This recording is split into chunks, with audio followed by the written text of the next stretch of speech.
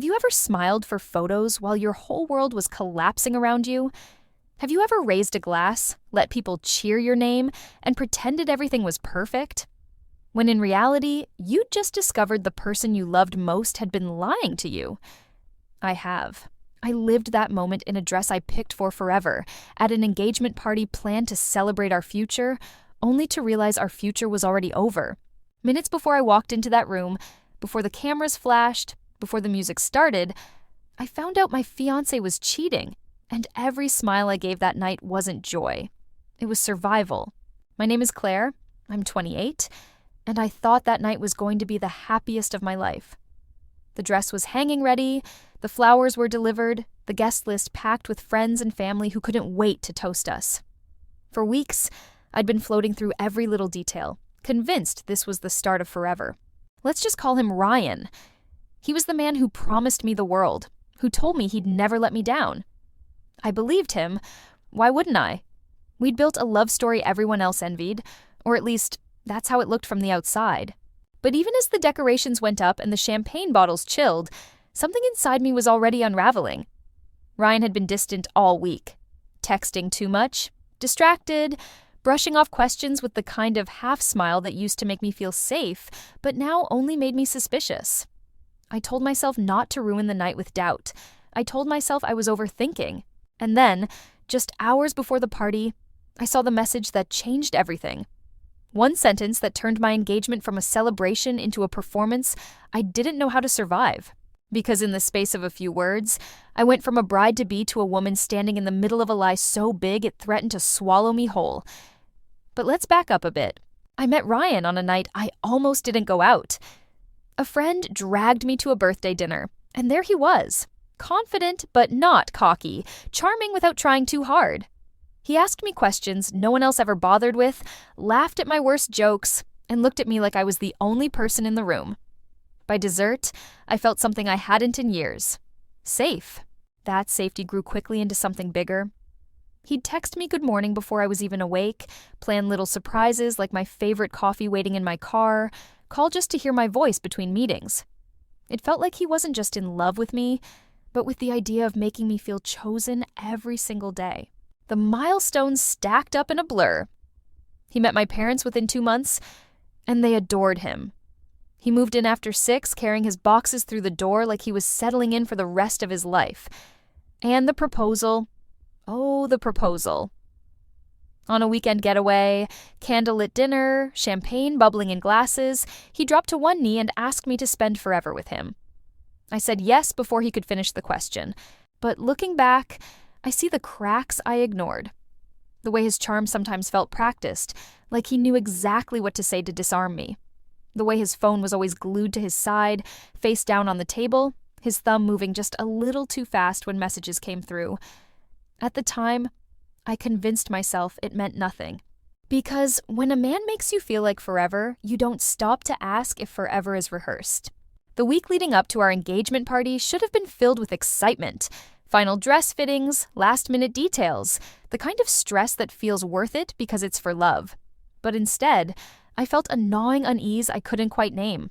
Ryan started coming home late, brushing off my questions with vague excuses about work dinners and wrapping things up before we celebrate. When I pressed, he'd sigh and kiss my forehead like I was a child asking too many questions. Then came the little things. A receipt for 2 entrees and wine tucked into his jacket pocket. On a night he'd told me he grabbed takeout alone. A tube of lip gloss rolling out from under the passenger seat of his car. A shade I'd never worn. My stomach flipped when I held it, but I pushed the thought away. Don't ruin this. Not now. That became my mantra. I told myself every bride gets jittery, that I was inventing problems because things were going too perfectly. Ryan was under pressure. That's all it was. But my best friend Lily wasn't so easily convinced. Over coffee, I mentioned Ryan's late nights, hoping she'd laugh it off and tell me I was being dramatic. Instead, she tilted her head and gave me a look that made my chest tighten. Claire, if he's acting off, trust your gut. Don't ignore it just because the party's around the corner. I smiled and changed the subject, but her words lodged deep inside me. At night, lying awake next to Ryan's steady breathing, I replayed them over and over. Trust your gut.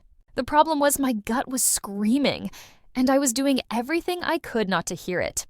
The morning of the engagement party, I woke up determined to silence every doubt. I told myself this was the day we had worked toward, the day our families would raise glasses and toast to forever. No more suspicions, no more second guessing, just joy.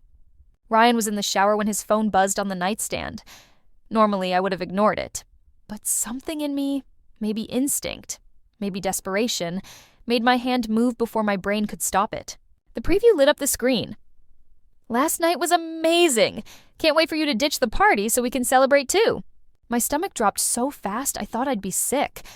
My hands shook as I opened the thread, heart hammering in my chest. The messages left no room for doubt. Details about where they had been, what they had done, and plans to meet again after our engagement party. This wasn't some old mistake from before he proposed. It wasn't a fling he'd ended months ago. This was happening now. The man I was supposed to celebrate forever with had spent the night before in someone else's bed. I slammed the phone down, gasping for air, as Ryan's voice floated from the bathroom. Casual, humming a tune, like the world wasn't crumbling. For a moment, I thought about storming in and confronting him right then, screaming the truth loud enough for the neighbors to hear. But the image of our families, already dressed and on their way, stopped me cold. My mother had flown in from across the country. His father had paid for half the catering. Friends had traveled miles to be there. If I exploded now, it wouldn't just ruin him. It would ruin me too. The whispers, the pitying looks, the humiliation. I could feel them already, pressing down on me. So I stood there, trapped between two unbearable choices.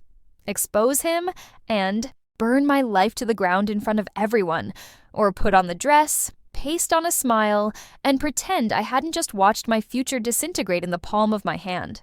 Either way, nothing would ever be the same. I couldn't hold it in. As soon as Ryan stepped out of the shower, towel slung around his waist, I shoved the phone into his hands. My voice trembled as I asked, "What is this?" His eyes flicked over the screen, and for the briefest moment, I saw it. The flicker of guilt, the recognition. But then his expression smoothed into that practiced calm I'd fallen for in the first place. "Claire," he sighed, like I was a child who'd broken a rule, "you're overreacting. It's nothing." "Nothing?" My voice cracked. "She said last night." "It's not what you think." He cut me off, brushing past me to grab his suit from the closet. "I've been stressed. I needed a distraction. It's over. Don't ruin tonight over something meaningless." Meaningless. The word felt like a slap. He turned back, softer now, coaxing, his hands settling on my shoulders. "Look, everyone's already on their way. Do you really want to humiliate yourself in front of your family? In front of mine? Just get through tonight and we'll deal with it later." It was manipulation dressed as reason. He wasn't asking me to forgive him. He was asking me to perform, to smile, to pose for pictures, to let everyone believe we were the perfect couple while the truth rotted underneath. And the worst part? I felt trapped enough to consider it. Because even as rage burned in my chest, I could hear the laughter of guests filtering in from the driveway, the first car doors slamming shut. My world was collapsing, and all he cared about was keeping the facade intact. By the time we arrived at the venue, my smile felt like it had been stapled to my face. Flashbulbs popped, champagne glasses clinked, and Ryan played the part of doting fiancé so well you'd think he was auditioning for it. I floated through the room like a ghost, nodding at compliments about my dress, thanking relatives for traveling so far. Inside, my chest was a furnace. Every laugh felt fake. Every toast felt poisoned. Then I heard it. Two voices, hushed but sharp just a few feet behind me near the bar. I can't believe he's still stringing them both along. "Shh, don't say it so loud. She has no idea." The words froze me in place. My ears rang as I strained to hear more. "She works with her, right? I mean, imagine finding out your coworker is sleeping with your fiancé." My blood ran cold. It wasn't just an affair. It wasn't some faceless woman in another city. It was someone close. Someone who sat across from me at meetings, who smiled at me in the break room, who had RSVP'd yes to tonight's party. I wanted to spin around, to demand names, but my body locked up.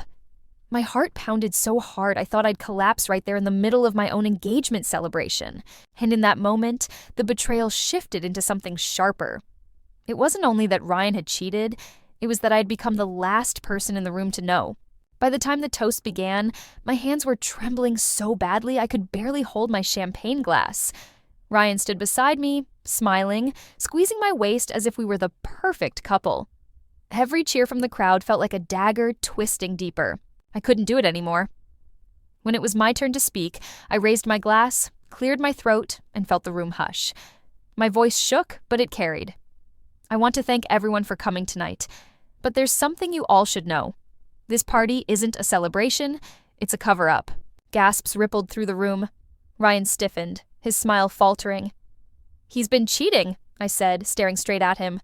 "Not months ago, not years ago. Now, last night." The room erupted. Shocked voices, clinking glasses, whispers spreading like wildfire. My mother's face went pale. His father dropped his glass. And Ryan, he didn't deny it. He smirked. Actually smirked. Then, with all eyes on him, he shrugged. "Fine. You want the truth?" "Yes. I cheated, but do you know why? Because she smothered me. She controlled everything. She made me stray." The room went silent. He wasn't just admitting it, he was rewriting it, flipping the blame onto me in front of everyone we knew. For a moment, I thought I might collapse under the weight of humiliation. But then, something strange happened. Instead of breaking me, his words clarified everything. He'd rather burn me at the stake than admit he was wrong. He wasn't just a cheater, he was a coward. And I realized then, I might have lost my fiancé, but I had just saved myself from a lifetime of lies. Looking back, I know I wasn't wrong for loving Ryan. Loving someone doesn't make you foolish. It makes you human. My mistake wasn't giving him my heart. It was ignoring the quiet warnings that told me he didn't deserve it. The late nights, the hidden phone, the charm that sometimes felt more like performance than truth. I silenced my instincts because I wanted the dream more than I wanted the reality. And that's how betrayal slips in. Not just through lies, but through the moments we choose not to see them. The worst betrayal isn't cheating. It's when someone tries to make you feel like their lie is your fault. That night, surrounded by friends and family, Ryan showed me exactly who he was. He thought I'd cover for him. He thought I'd smile through the lie. Instead, I walked away before it became my life. He cheated on me, but the real crime was thinking I'd still say yes. And that's the lesson I'll carry forward. Love should never cost you your dignity. When it does, it isn't love at all. It's a prison disguised as forever.